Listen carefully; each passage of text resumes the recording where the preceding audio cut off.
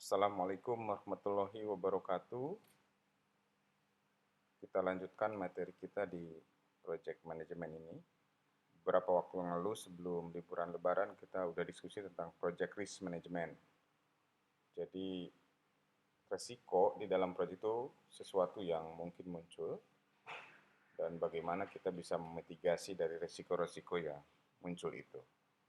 Nah, salah satu hal mitigasi yang penting adalah supaya proyek kita tidak mempunyai resiko yang tinggi, yaitu dengan cara melakukan kontrol ke dalam proyek. Nah, ada dua macam kontrol dalam proyek sebetulnya, teknik metode yang dipakai umum. Yang pertama adalah dengan identifikasi varian. Jadi identifikasi varian itu adalah melihat antara rencana dan aktual gitu. Kira-kira kita merencanakan secara budget berapa, aktualnya berapa gitu. Apakah ada di bawah budget atau bisa operan istilahnya, melebihi budget. Yang kedua dengan konsep nilai and value concept. Jadi apa yang kita dapatkan itu seperti apa gitu. Nah, hari ini kita akan fokus dulu ke identifikasi varian gitu ya, dengan tools-tools yang banyak sebetulnya. Tapi yang paling penting, identifikasi varian ini nanti kita akan bicara tentang kurva S. Jadi identifikasi varian itu digunakan untuk adanya penyimpangan antara kemajuan proyek dengan perencanaan. Jadi membandingkan antara kemajuan dan perencanaan sebetulnya. Nah, apa yang dilihat di varian pertama yang paling mudah adalah lihat biayanya. Jadi biaya pelaksanaan di anggaran, bisa dilihat dari si waktu, molor atau tidak, tanggal mulai, tanggal akhir, dan seterusnya. Jadi varian itu ialah perbedaan gitu ya. Angka kenyataan pemakaian tenaga kerja dengan perencanaan, jumlah penyelesaian, dan seterusnya gitu. Contoh misalnya kalau kita punya hitung-hitungan di project, katakan bulan Januari sampai Agustus, kita punya rencana pengeluaran seperti apa, dan seterusnya. Ini ada anggaran pengeluaran minus 300 gitu. Ini anggarannya 600, sementara pengeluaran aktual itu 900. Begitupun untuk bulan Februari dan seterusnya. Kita akan lihat. Nah, varian-varian ini yang bisa dikontrol gitu. Ini kenapa dan seterusnya gitu. Terjadi minus atau bisa jadi terjadi underrun. Underrun itu pengeluaran asli atau kenyataan itu lebih rendah daripada perencanaan. Itu juga tidak baik gitu. Oke, ini gambaran varian gitu. Nah, yang lebih komprehensif tentang varian ini salah satunya adalah kurva S. Ini sering digunakan dalam proyek-proyek. Ini adalah tools sederhana yang banyak digunakan oleh proyek-proyek gitu ya. Jadi diharapkan Anda paham. Jadi kurva S adalah caranya untuk menunjukkan adanya varian atau perbedaan dengan menggunakan grafik yang disebut dengan kurva S. Kenapa kurvanya S? Ya, tidak seperti S beneran, huruf S beneran, tetapi kurva ini kenapa berbentuk huruf S yang menyerupai huruf S? Itu karena umumnya proyek itu kemajuan di awal itu biasanya lambat, nanti di tengah-tengah akan bergerak cepat dan di akhir akan melambat lagi gitu di titik akhir. Sehingga kalau kita digambar itu seperti huruf S yang agak miring. Lebih tepatnya seperti gambar integral yang Anda tahu sebetulnya. Nah, ini contoh. Tadi kenapa dikatakan kurva S gitu ya. Dikatakan di awal-awal proyek ini melambat gitu di sini, terus kemiringannya agak naik gitu ya, sampai di babak akhir melambat lagi agak landai gitu. Nah, ini menyerupai huruf S. Walaupun pada kenyataannya tidak semulus ini sebetulnya ya. Tapi orang sepakat bahwa untuk mengontrol kita gunakan yang namanya kurva S ini. Nah, bagaimana menggambarnya?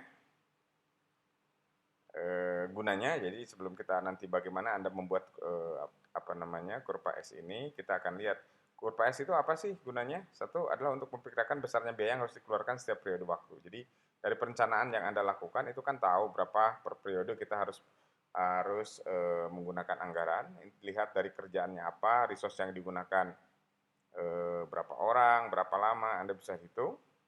Berapa waktu lalu kita udah bicara tentang resource. Yang kedua adalah gunanya sebagai alat monitoring. Jadi antara relasi pekerjaan dibandingkan dengan rencana gitu ya. Apakah dalam batas normal masih sesuatu yang bisa kita toleransi? Apakah terlalu cepat begitu ya proyek itu atau terlalu lambat? Jadi tiga hal yang bisa kita lihat gitu ya. Normal, terlalu cepat atau lambat proyek kita. Jadi ini guna dari kurva S secara umum ya. Nah, bagaimana langkah-langkahnya? Jadi langkah-langkahnya itu diambil dari satu, Anda kan punya list pekerjaan di project. tiap-tiap pekerjaan itu kan pasti ada budgetnya ya, setelah dihitung dari resources, pekerja, bahan, material, dan seterusnya. Yang pertama Anda buat tabel dulu nama-nama pekerjaan seperti biasa, seperti yang Anda lakukan di Gantt chart atau di Gantt project kemarin. Dan ada RAB-nya kan, sebetulnya berapa uangnya, berapa budgetnya untuk setiap pekerjaan. Dan setiap pekerjaan punya schedule, Gantt chart. Nah, setelah punya ini, maka Anda lakukan hitung bobot. Bagaimana menghitung bobotnya itu mudah, jadi budget tiap pekerjaan Anda jumlah, nanti akan dapat total biaya project ini. Lalu Anda hitung bobot tiap pekerjaan. Misalnya setiap pekerjaan A itu kan punya budgetnya. Misalnya kita punya suatu pekerjaan dibagi dengan total biaya dikali 100%, itulah bobotnya. Setelah itu, rencanakan progres pelaksanaan tiap-tiap pekerjaan dalam persen. Jadi untuk setiap periode waktu pekerjaan tersebut. Misalnya ini berhubungan dengan durasi. Misalnya saya punya pekerjaan A, waktunya 2 minggu, kalau satuannya minggu misalnya. Nah, dalam 2 minggu itu, pekerjaan itu, kalau pekerjaan A semua selesai, maka itu adalah 100% atau 1. Tapi bagaimana kita mengaturnya di minggu pertama, apakah 40%, berarti minggu kedua harus 60%. Kalau minggu pertama 70%, berarti minggu kedua harus 30%. Itu artinya adalah rencanakan progres pelaksanaan tiap-tiap pekerjaan. Gitu ya. Jadi saya kasih contoh 2 minggu. Setelah itu, kalikan bobot biaya. Jadi di tahap 2 tadi kan ada bobot biaya nih untuk tiap pekerjaan. Kalikan dengan progres dari masing-masing pekerjaan di tahap 3 tadi. Setelah itu adalah hitung rencana pelaksanaan setiap periode. Jumlahkan ya di langkah 4 itu untuk setiap periode waktu dalam kolom. Jadi nanti kan kalau pekerjaannya banyak, di minggu itu atau di periode tertentu itu kan pekerjaan bisa jadi lebih dari 1, itu tinggal dijumlahkan saja persentase rencana pelaksanaannya. Setelah itu, hitung kumulatifnya. Apa itu kumulatif? Yaitu rencana pelaksanaan tiap periode ditambahkan dengan periode berikutnya. Gitu. Nah, ujung-ujungnya, kumulatif ini adalah 100% sih kalau perencanaannya itu sampai selesai. Oleh karena itu, kalau kita gambar pot kumulatif rencana itu pada diagram baloknya itu akan mulai dari 0% sampai 100%. Nah, sebagai gambaran, misalnya gini ya, tadi kan ada beberapa langkah begitu ya, langkah 1, 2, 3, sampai 7 itu, sebagai gambaran seperti ini, kita punya list pekerjaan seperti ini, ada 1 sampai 9 pekerjaan, nah tiap pekerjaan ini kan punya budgetnya nih, misalnya pekerjaan pertama ini 550.000, pekerjaan 2 5.671.000 dan seterusnya. Nah, semua itu dijumlahkan, dapatnya 34 juta sekian ini.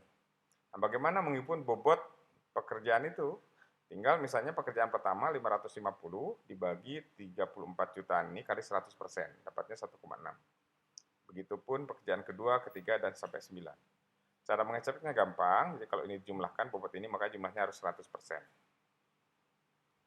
Nah, selanjutnya ini adalah Gantt chart ya, Gantt chart dari masing-masing pekerjaan. Misalnya pekerjaan 1 adalah 1 minggu, pekerjaan 2 2 minggu.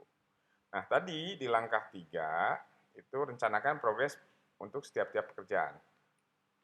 Jadi, misalnya kalau pekerjaan persiapan ini 1 minggu ya, berarti dia 1 atau 100%.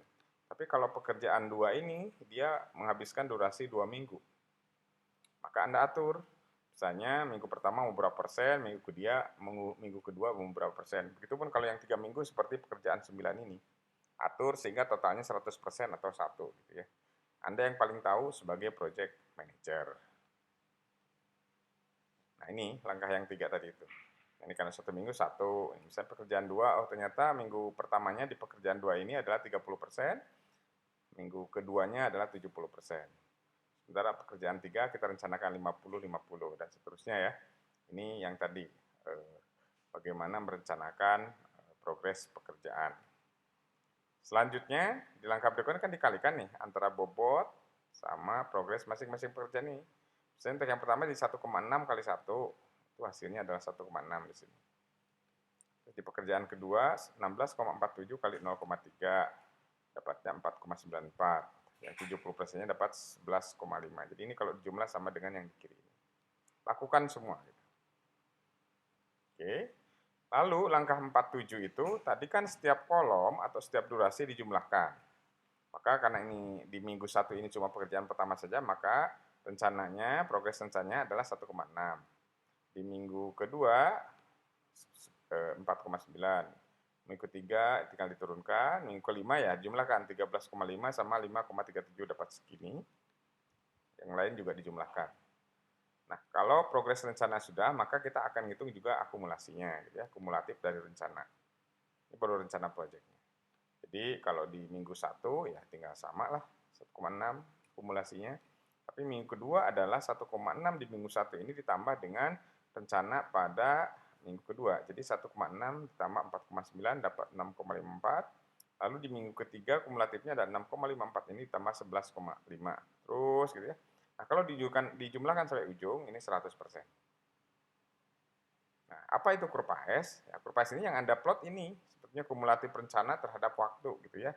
Jadi sumbu mendatarnya adalah minggu 1 2 3 sampai 10, sementara sumbu vertikalnya adalah kumulatif rencana ini. Nah, kalau diplot sampai 100% ini ya ini kurang lebih membentuk kurva S gitu. Makanya dinamakan dengan kurva S.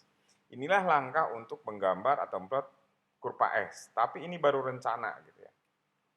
Yang kedua, kita harus membandingkan dengan kurva S untuk aktual. Nah, bagaimana caranya? Hampir sama dengan yang rencana gitu ya. Jadi tadi budgetnya tetap, Anda tinggal menuliskan progres aktual dari masing-masing, lalu hitung realisasi atau aktualnya, lalu kumulatif realisasi, sama prinsipnya. Lalu Anda gambarkan kurva S-nya, nanti Anda lihat selisih antara kemajuan realisasi dengan rencana. Tinggal dilihat saja. Jadi caranya, ternyata gini, tadi kan di rencana, misalnya pekerjaan pertama 1 minggu, minggu 1. Ternyata di pekerjaan kedua, di aktualnya realisasinya, ternyata ada yang ditarik ke minggu 1, katanya. Ya, itu sangat mungkin karena dengan situasi dan kondisi, kalau tadi kan baru rencana. Jadi waktu rencana itu kan di minggu kedua dan ketiga saja. Tapi ternyata karena memungkinkan, bisa jadi karena pekerjaan satu ini selesai lebih cepat, tidak sampai seminggu, maka ada pekerjaan kedua ditarik sebanyak 20%, di minggu keduanya 20%, di minggu ketiganya 4%, tapi dia juga molor. Mungkin pekerjaan dua ini termasuk berat gitu ya, sehingga molor juga sampai minggu keempat. Gak apa-apa, ini aktual. Langkah-langkah berikutnya sama begitu ya. Langkah berikutnya sama, tinggal dikalikan dan seterusnya. Ini kebetulan dia kontrol, ini yang warna merah sampai minggu kelima sebetulnya. Yang lain hampir sama dengan rencana. Jadi Anda lakukan perkalian bobot dengan progres dari masing-masing pekerjaan. Nah, yang paling penting ini, tadi rencana udah, kumulatif rencana, ya realisasi sama. Nanti dihitung dapat berapa, nah kumulatif realisasi juga Anda hitung. Ini kebetulan kumulatifnya baru sampai minggu kelima. Artinya proyek ini baru dikontrol sampai minggu kelima.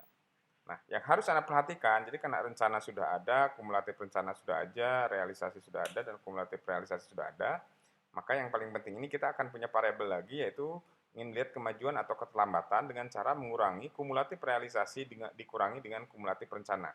Misalnya di minggu 1 ini, kumulatif realisasi 4,9, sementara kumulatif rencana adalah 1,6, jadi ada selisih 3,3. Apa artinya? Kalau positif kayak gini, artinya pekerjaan lebih cepat dari yang direncanakan. Oleh karena itu nanti kalau Anda dipadukan grafik rencana dan aktualisasi itu akan kelihatan. Kalau positif maka grafik realisasi itu akan ada di atas grafik rencana. Tapi kalau negatif, misalnya mulai di minggu ketiga ini, maka dia akan di bawah. Kalau pas atau nol, maka dia akan berimpit dan seterusnya. Jadi dari sini kita akan tahu gitu ya, dari kurva S ini, kalau grafik realisasi berada di atas, itu artinya proyek lebih cepat dari rencana. Kalau pas, maka proyek sesuai dengan rencana, sementara kalau di bawah realisasinya, maka artinya proyek lebih lambat. Itu kesimpulan yang bisa kita lihat dari kurva S ini. Saya akan ngasih contoh kecil lah, nanti sebenarnya lebih detail akan dilakukan di praktikum ya, tentang kurva S ini. Misalnya saya punya proyek ini sederhana ya. Saya punya proyek ABC misalnya, ada 5 pekerjaan, kegiatannya A, B, C, D, E, sampai E gitu. Ini cost untuk masing-masing pekerjaan. Ini rencana pekerjaan yang pertama di minggu 1, pekerjaan 2 di 2 minggu, dengan minggu pertamanya 50%, minggu keduanya 50%, pekerjaan ketiga 1 minggu saja, maka ini 1 dan seterusnya lah, seperti ini ya. Ini aktualnya. Di aktualnya seperti ini gitu ya. Bisa sama, bisa berbeda. Nah, mulai perhitungan. Jadi pertama kita ngitung bobot, jadi totalnya 1.100, bobot pekerjaan pertama adalah 9, 18, sekian, 13, sekian, dan seterusnya. Kalau Anda jumlahkan ini 100. Nah, perkalian progres dengan bobot, ya tinggal untuk minggu pertama ya 9,09 ini kali 1, dapat sama ya. Untuk minggu kedua 50% kali masing-masing bobot ini. Dapat rencana di minggu pertama, minggu kedua, dan seterusnya. Ini adalah kumulatif rencana, tadi sudah disampaikan, ujungnya sampai 100. Jadi kalau digambar kurva S-nya, minggu 1 sampai minggu 8 ini ya seperti ini. Ya tidak berbentuk kurva S sih, tapi inilah orang udah sepakat, ini adalah kurva S. Itu untuk yang rencana. Hal yang sama Anda lakukan untuk aktualnya atau realisasi. Sama, patokannya pakai tabel yang ini, yang aktual ini. Jadi Anda tinggal hitung, nih bobot kan sama saja, minggu 1 segini, minggu kedua segini, dan seterusnya ya. Dapatkan dari pengalih-pengalih seperti ini. Lalu dapatkan aktual, sampai minggu ke-6, ini katakanlah sampai minggu ke-6, kontrol projectnya. Dapatkan kumulatifnya juga seperti ini, belum sampai 100% karena belum sampai selesai, baru minggu ke-6. Nah, dapatkan kemajuan atau kemunduran. Kalau negatif berarti mundur, kalau positif dia maju. Maju itu artinya lebih cepat daripada rencana ya, aktual. Nah, kalau didempetkan bukan seperti ini. Jadi minggu 1, 2, 3 sampai minggu ketiga, minggu keempat ini dia negatif kan tadi. Sorry, maaf. Sampai minggu ketiga negatif. Sampai sini makanya yang putus-putus ini karena aktual berada di bawah grafik yang rencana. Tapi mulai minggu keempat dia berada di atas.